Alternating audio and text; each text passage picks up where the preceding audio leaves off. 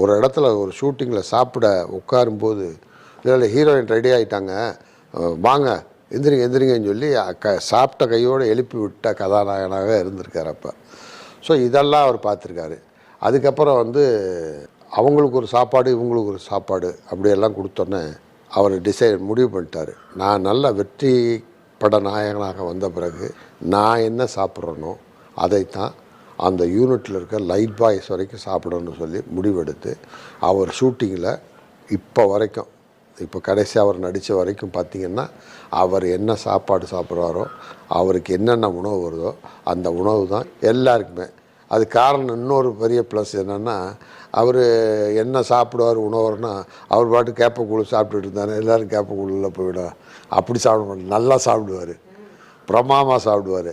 அப்போ அவர் சாப்பிட்ற உணவு பூரா எல்லாருக்கும் போகிறதுனால ரொம்ப மகிழ்ச்சி.